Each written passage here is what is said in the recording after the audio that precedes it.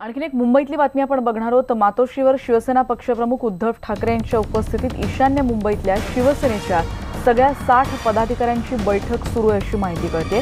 इथे भाजपचे कोकण समन्वयक आमदार प्रसाद लाड आणि त्याचबरोबर गृहनिर्माण मंत्री प्रकाश मेहता देखील उपस्थित असल्याचं कळतंय। ईशान्य मुंबईमधल्या मतदारसंघातली नेमकी निवडणूक रणनीती काय असावी याबद्दल चर्चा होते अशी माहिती कळते।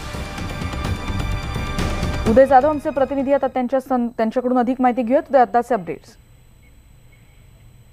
रेणुका, मातोश्री सुरुवात केली आहे।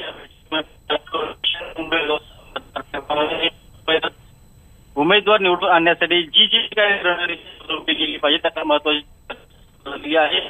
तर दिवसाने मतमोजणीच्या उदयचा आवाज आपल्यापर्यंत नीट पोहोचू शकत नाही, पण मातोश्रीवर एका महत्त्वाच्या बैठकीला सध्या सुरुवात झाली आणि ज्यामध्ये ईशान्य मुंबईतले शिवसेनेचे 60 पदाधिकारी त्याचबरोबर भाजपचे कोकण समन्वयक आणि प्रकाश मेहता देखील इथे उपस्थित आहेत। निवडणूक रणनीती नेमकी कशी असावी याबाबत इथे महत्त्वाची बैठक सध्या मातोश्रीवर सुरू असल्याचं कळतंय।